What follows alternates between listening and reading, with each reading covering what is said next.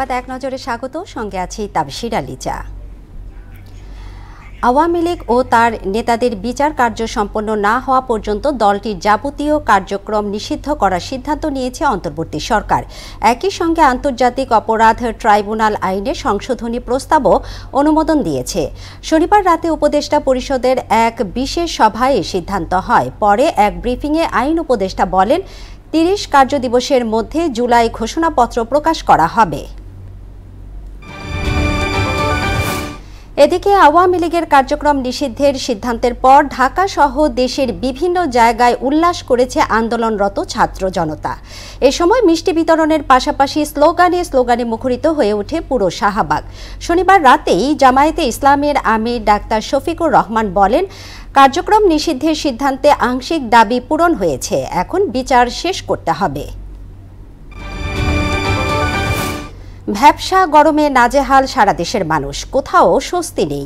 ভোর কিংবা রাতেও গরমের তেজ কমছে না। শনিবার ঢাকায় মৌসুমের সর্বোচ্চ তাপমাত্রা 40.1 ডিগ্রি সেলসিয়াস রেকর্ড করা হয়েছে, আর চুয়াডাঙ্গায় তাপমাত্রা চড়েছে 42 ডিগ্রিতে, যা দেশের সর্বোচ্চ।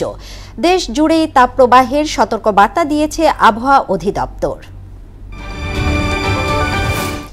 আজ শুভ বুদ্ধ পূর্ণিমা। নানা আয়োজনে পালিত হচ্ছে বৌদ্ধ ধর্মাবলম্বীদের প্রধান এই উৎসবটি। এ উপলক্ষে সকালে বান্দারবানে শোভাযাত্রা বের করা হয়।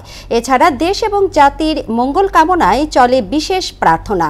বুদ্ধ পূর্ণিমা সাড়ম্বরে উদযাপনে নানা কর্মসূচি হাতে নিয়েছে বান্দারবানের ধর্মাবলম্বীরা। পাকিস্তানের বিরুদ্ধে যুদ্ধবিরতি লঙ্ঘন করে নিয়ন্ত্রণ রেখায় হামলার অভিযোগ করেছে ভারত। তবে পররাষ্ট্রমন্ত্রী বিক্রম মিশ্রির এমন অভিযোগ নাকচ করে দিয়েছে ইসলামাবাদ।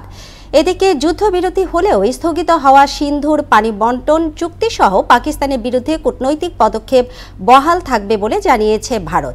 পাকিস্তানের হামলার মাত্রা দেখে ভারত হতভম্ব হয়ে যায় বলে জানিয়েছে CNN। এই ছিল সংবাদ এক নজরে। সবশেষ খবর সবার আগে জানতে মোহনার সাথেই থাকুন। এতক্ষণ সঙ্গে থাকার জন্য ধন্যবাদ সবাইকে।